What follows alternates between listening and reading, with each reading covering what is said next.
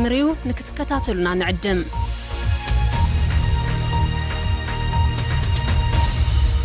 كون سجنتا بي بي سي أفان أوروموتي نولين ترا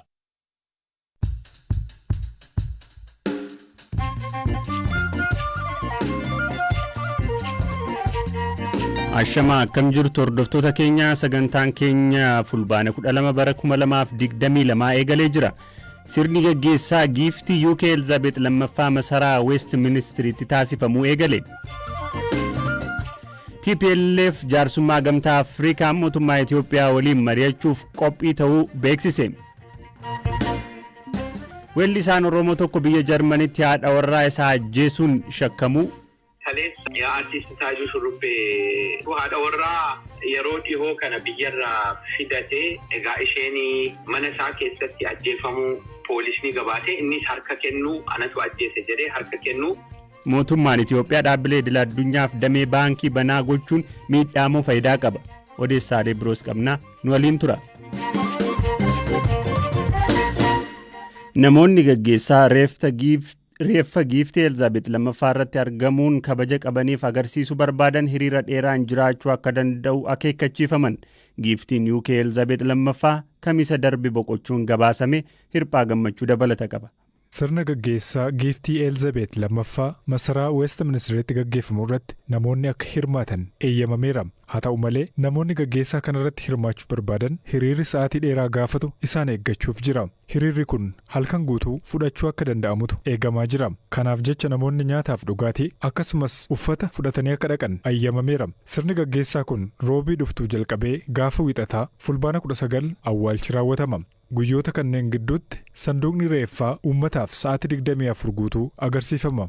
Yeroo xumuraaf reeffi maatii mootota UK masaraa keessatti uummata 200,000 kan ilaalame sanduuqa reeffaa haadha giiftii Elizabeth yoo ta'u bara 2002 ture.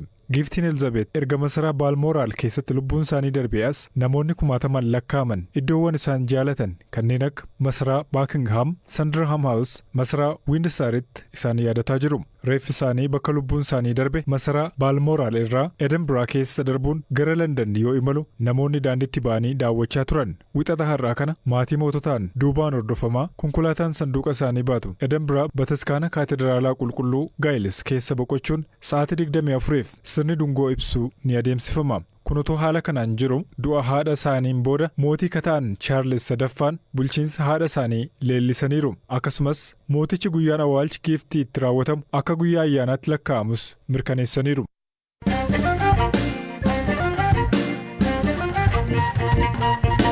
TPLF jaarsummaa gamtaa Afrikaa marii nagaa mootummaa Itoophiyaa waliin godhamu irratti hirmaachuuf qophii ta'uu ibse. Waliigalteen dhukaasa dhaabuu gama lamaaniinuu irratti waliigalame atattamaan hojiitti akka galus gaafate. Gamtaan Afrikaa dhaabbatni biyyoota gamtoomanii USF gamtaan Awurooppaa ibsa TPLF kana faaraan simatan. Mootummaan Itoophiyaa dhimmicha irratti yaadan kennine. Guutuu gabaasa kanaa hiikaa fi tasaatu dhiyeessa. Aangawoonni TPLF akka lakkoofsa Itoophiyaatti jalqaba bara haaraa 2015 irratti ibsa baasaniin marii nagaa mootummaa Itoophiyaa waliin godhamu kan jaarsummaa gamtaa Afrikaan gaggeeffamuuf qophii ta'uu beeksisan. Milkaa'ina marichaaf jecha waliigaltee dhukaasa dhaabuu gama lamaaniinuu raawwatamu atattamaan akka waliigalamu qophii ta'uu TPLF ibseera. Waraana kaaba Itoophiyaa erga eegalee waggoota lamatti siqaa jiru kana irratti qaamolee hirmaatan walitti araarsuuf tattaaffiin hedduu taasifameera. Garuu hanga ammaatti waraana balaafamaa lubbuu lammiilee gaaga'aa jiru kana dhaabsisuu irratti bu'aan argame hin jiru. Qaamolee mariisisan ilaalchisee mootummaan Itoophiyaa gamtaan Afrikaa gahee mariisisuu akka fudhatu kan fedhu yoo ta'u humnoonni Tigraay ammoo pirezidaantii Keeniyaa yeroo ammaa aangoo isaanii obba'ee Uhuru Keeniyaataan jaarsa araaraa gochuuf fedhii agarsiisaa turan. Durataan gamtaa Afrikaa Musaa Faaqii Mohaammed sanbata darbee Tiwiitara isaanii irratti akka barreessanitti Obasanjoo irratti amantii guutuu akka qabanii fi Itoophiyaa fi naannawa isheetti nageenya fi araara waaraa fiduuf qaamolee hunda waliinuu akka hojjetan ta'uu ibsaniiru. Ibsi haaraa TPLF erga dhaga'amee dhaabbileen idil addunyaa fi mootummoonni alaa ibsicha faaran simatan. Yaadi humnoota Tigraay irraa dhiyaatee marii nageenyaa fi araaraa Itoophiyaa keessatti taasifamuuf deemuuf carraa guddaa haaraa argamedha jechuun dinqisiifatan durataan gamtaa Afrikaa Musaa Faaqii. Humnoonni Tigraay waanuma mootummaan federaalaa Itoophiyaa gaafachaa fi fedhaa ture ibse kan jedhan Musaa Faaqii Mohaammed amma qaamoleen lameenuu hatattamaan waraana dhaabuun kallattiin marii nagaatti akka seenan gaafataniiru. Mariin gaggeeffamus gamtaa Afrikaa jalatti ta'uu fi qaamoleen idil addunyaa kan hunduu irratti walii galee akkan hirmaachisu ta'uu eeran. Ministeerri dhimma alaa US bara haaraa Itoophiyaa ilaalchisuun ergaa dabarsaniin Humnoonni Tigraay marii gamtaa Afrikaan gaggeeffamu irratti hirmaachuuf qophii ta'uu ibsuu fi mootummaan Itoophiyaa nageenya buusuuf kutannoo qabaachuu ibsuun adeemsa jajjabeessaa fi abdii namatti horuu ta'uu eeran. Qaamoleen idil addunyaa adeemsa marii kana gaggeessuuf akka qophaa'an Eertiraan waraana hammeessurraa akka of qusattu dhaamteera US. Barreessaa olaanaan dhaabbata biyyoota gamtoomanii Antooniyoo Guteeres bulchiinsi naannoo Tigraay dhukaasa dhaabuun marii nagaatti seenuuf kutannoo agarsiise akka simatan ibsaniiru. Qaamoleen dhimmi ilaallatu hunduu carraa kanaan gara nagaatti akka seenan walitti bu'iinsa akka goolabanii fi guutummaatti gara rakkoo mariin furuutti akka seenanis dhaamaniiru. Humnoonni Tigraay mariif qophii ta'uu isaanii wayita ibsan gamtaan Afrikaa qaamolee hunda walitti fidee mariisisuun adeemsi isaa amanamaa fi iftoomina kan qabu ta'uu qabaachuu eeran. Marii kana irratti namoonni qaamolee lamaanuu biratti fudhatama qaban akka hirmaatan taajjabdoonni amanamummaa dabalanii fi ogeeyyiin idil addunyaa dhimma kanarratti tajaajila gorsaa kennan hirmaachuu akka qaban hooggantoonni Tigraay gaafataniiru. Qondaaltonni gameeyyiin akka obbo Getaachoo Raddaa fi Jeneraal Tsaadiqaan Gabratinsaay garee uummata Tigraay bakka bu'uun marii mootummaa waliin gaggeeffamuuf eegamu irratti qooda fudhatan keessaa ta'us TPLF ibseera. Mootummaan Itoophiyaa ibsa TPLF baase kanarratti homaa jechuu baatus ji'a tokko dura mari'attoota isaa 7 ifa gochuun isaanii yaadatama.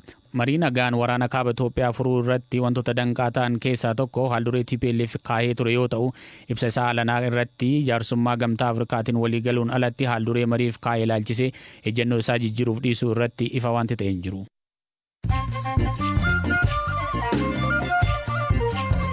Dhaggeeffattoota gidduutti immoo odeessaalee gaggabaaboo muraasa haleellaa Yuukireen gaggeessaa jirtuun loltootni Raashiyaa humna namaan caalaman Yuukireen haleellaa torbee darbe naannoo Kaarkiivitti gaggeessiteen loltoonni Raashiyaa lakkoofsa reeshoo 8:1 caalaman jechuun aangawaan Raashiyaa naannichatti muudde tokko dubbatan.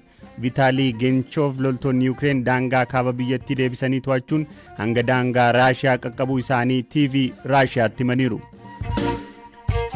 Safaariikoom magaalota Adaamaa fi Baahir Daaritti tajaajila bilbilaa kan yaalii eegale. Kaampaaniin Telekoomii guddichi Keeniyaa Safaariikoom dhiyeenya gabaa Itoophiyaa galee magaalota 5 keessatti tajaajila bilbilaa kan yaalii eegalu beeksise. Safaariikoom Itoophiyaa yaalii tajaajila bilbilaa jalqabaa magaalota akka Dirree Dhawaaf, Hararii fi Haroomayaa keessatti gaggeesse. Amma immoo gara kaabaa fi giddugala biyyaatti deebi'uun magaalaa Baahir Daarii fi Adaamaa keessatti yaalii tajaajila bilbila kennuu eegaluu isaa fuula Tiwiitaraa isaa irratti beeksiseera. Uhuruun yeroo jalqabaaf ruutoodhaan baga gammaddan jedhan filannoo alanaa irratti morkataa isaanii duraanii deeggaraa akka turan Uhuruun masaraa biyyattii keessatti guyyaa isa dhumaa isaaniin kan filannoo baranaa injifatan Wiiliyaam Ruutoo simatanii dubbisaniiru. Uhuruun hanga har'aatti itti aanaa isaanii ka turan ruutoodhaan baga gammaddeen jenne torban darbe keessa waa'ee filannoo biyyattiin geggeessite yoo dubbatan hoogganaan koo Raayilaadhaa jedhanii turani. Pirezidantiin haaraan Wiiliyaam Samooy Ruutoo guyyaa boruu pirezidantii Keeniyaa ta'uun kakuu raawwatu odeessaaleen gaggabaaboo hanganu.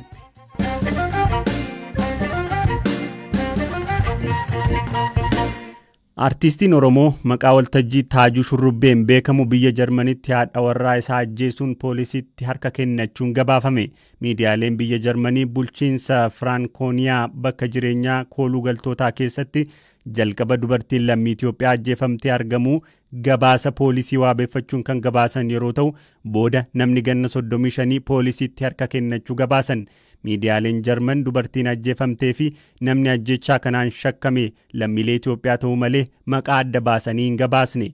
Ajjechaa kanaan walqabatee poolisiin qorannoo barbaachisu gochaa akka jiruu fi haleellaan irratti raawwatamee dubartiin ganna 28 jaalallee yookaan abbaa warraa isheetiin du'uu ibsaniiru.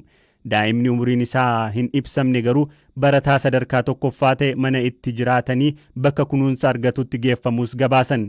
Qindeessaa hawaasa Oromoo Jarmanii ka ta'e obbo Abdoo Qaadii ajjechaa kanaan wal qabatee haga ammaatti wanti beekamu maal akka ta'e BBCf himaniiru. Taajuu Shurrubbee Oromoo baay'eetu beekanii artistii beekamaa biyya kana keessa jiraatu. Haadha warraa yeroo dhihoo kana biyyarraa fidatee sirnaan fuudhee fidatee egaa isheen mana isaa keessatti ajjeefamuu poolisni gabaatee innis harka kennuu anatu ajjeese jedhee harka kennuu maqaan isaa garuu hin tuqamne gabaasa poolisii irratti booda bakka sana ka jiru bakka kaampii baqattoota inni keessa jiraatu ka jiru namni Itoophiyaa yookaan Oromoo isa qofaa akkasiin booda ollaanis namoonni achi dhihoo jiraatan dhimmi Taajuu fi haadha warraa isaa ta'uu egaa mirkaneessan jechuudha kanatu dhalate. Haadhi warraa suniin yoom biyyarraa dhufti? Amma biyyarraa dhufuunsee baatiiwwan muraasa lakkoofsisee jira. Isaa waliin ka hawaasni Jarmanii waliin arguu eegale baruma kana keessa baruma 2022 kana keessa. Manni maree ministeerota Itoophiyaa fulbaana 3 bara 2022 walgahii isaa idilee gaggeesseen damee baankii Itoophiyaa dhaabbilee idil addunyaaf banaa gochuuf wixinee qophaa'e irratti haasa'ee raggaasu waajjirri ministeera muummee ibsee ture. Murteen kun ka darbe faayidaalee damee kanaa banaa gochuun qabu bu'uura godhachuun ta'uunis ibsameera. Dhimma kana irratti yaada ka kennan ogeeyyiin dinagdee gariin dhiibbaa isaatu caalaa yeroo jedhan kaan immoo bu'aa isaatu guddaadha jedhu. Ammayyuu taanaa guutuu gabaasichaa dhiyeessa. Mootummaan Itoophiyaa xumura torban darbee yeroo jalqabaaf dameen baankii biyyattii dureessota alaaf banaa akka ta'u eeyyameera. Murteen kun bara bulchiinsa Addawaawayii kan hin yaadamne ture. Adeemsa biraa kan hordofe bulchiinsi ministeera muummee Abiy Ahmad yeroo jalqabaaf damee teleekoomii investoroota alaaf erga banaa godhee booda amma immoo damee baankii dhaabbileen biyya alaa akka irratti qooda fudhatan eeyyameera. Mootummaan murteen kun beekumsaa fi teknoolojii biyyatti akka fidu akkasumas dameen baankii biyyattii dorgomaa akka ta'u gargaaraa jechuun ibse. Dabalataan sharafa alaa akka argamsiisuu fi carraa hojiillee akka banu ibse. Murtee kanarratti garuu ogeeyyiin diinagdee yaada adda addaa qabu. Durataa Fairfax Afrikaa Fund kan ta'an Zamadeena Nagaatu murteen kun tarkaanfii guddaadha jechuun ibsu. ኢትዮጵያ ዛሬ ከሰሃራ በታች ካሉት ኢኮኖሚዎች ሶስተኛው ትልቅ ነው። ጉድኒ ዲነግዴ ኢትዮጵያ ብዮተ ሰሃራን ገዲት argaman keessa sadarkaa sadaffaarratti argama. Oomisha waliigalaa biyya keessaa yookiin immoo GDPdhaan Naayijeeriyaa fi Afrikaa kibbaatu ishee dursa. Keeniyaan Itoophiyaatti aanti. Amma eeyyamamuun isaa Itoophiyaan dinagdeef balbala banuu ishee agarsiisa. Inni ijoon garuu baankileen alaa gaafa dhufan muuxannoo idil addunyaa qaban gama maaneejmentii teknoolojii akkasumas sharafa alaa fidanii dhufu. Ga'umsa investara alaatii dhufu simachuus fidanii dhufu. Akkaataa murtee kanaan baankii 18 irraa gara baankii 5tti buuna. 5 kun garuu kan qabeenya guddaa qaban ni ta'u. Kun immoo dorgomaa akka ta'an taasisa. Damee baankii keessa guddinni murteessaadha. Sababa kanaaf baankiin alaa dhufu dorgommii cimsa. Gama kaaniin garuu dhaabbata Kuwait Institute for Scientific Research'tti qorataa kan ta'an Dr. Ayyala Galaan labsii mootummaan baasee kana ni mormu. Eeliyaas Mulugeetaatu dubbise. Ani amman beekutti baankii Itoophiyaa keessatti rakkina lamatu jira. Rakkinni inni tokko structural imbalance waan jedhutu jira. Structural imbalance maalinni baankiin mootummaa baay'isanii gugurdoodha. Ishee haftee baankonni isaan kaan waan hiratanii jiru jechaadha. Warra akka malee gugurdaatu warra xixiqqaa faana morkee waan hundumaa advaanteejii kan fudhatan baankota mootummaati. Sana lammata baankonni reguleeted hin taane tokko imbaalaansii sana gadi buusuudha kan mootummaa sana mala barbaaduudha. Piraayivetaayizii gochuu yookaan baankii xixiqqaatti caccabsaniiruudha. Inni lammataa immoo reguleetii gochuudha. Keessumaayyuu dhala baankii gadi buusuudha. Kana dhibee irratti hundaa'ee hiikti kennamu wanti fayyisu. Financial sector Itoophiyaa. Isa biyya alaatii fiduun kun rakkina amma jiru irratti hundaa'eetii miti. Tasumaa namni mataan bowwaafatuu fi qoricha garaa ciniinnaa kennuu argite waan rakkina jiru irratti hin hundoofne. Dr. Ayyalaan yaadi murteen kun sharafa alaa gara Itoophiyaa fida jedhu irratti shakkii qabaachuu ibsu. Wanti irra deddeebi'amee hubatamuu qabu tokko baankis ta'ee faayinaansiin amma fakkeenyaaf Safaariikoom Itoophiyaa innaa dhufu doolaariidha fidee dhufaa jedhamee yaadameeti. Kan mootummaan dagatu doolaariin biyya alaatti dhufaa inni jedhamu kuni short term gain for long term pain waan jedhamuun qaba. Yes gaafa dura dhufu miliyoona amma ta'ee fuudhee dhufuu hin danda'a baankiin suni. Yookaan immoo kaampaaniin suni gaafa dhufee baliitu qabee ji'aan waggaa waggaadhaan immoo doolaarii biyya alaatti erga. Teknoolojii biyya alaatti fiduu yoo jedhamu false economicsidha. Jala mureetan sittima. Wanti baankiin biyya alaatii dhufee teknooloojiin inni fidu suni inni baankonni biyya jiran kun kan isaan hojjechuu hin dandeenye hin jiru. Baankiin teknooloojiin rocket saayinsii. Dhaggeeffattoota keenya qophiin har'aaf jennee qopheessine asuma irratti xumuramaa. Qopheessaan sagantaa kanaa Hirphaa Gammachuuti. Ogeessi teeknikaa Joonaattaan Waangii kan isinii dhiyeessaa ture Angalaanaa Balaa waan hordoftaniif ulfaadhaa horaa bulaa.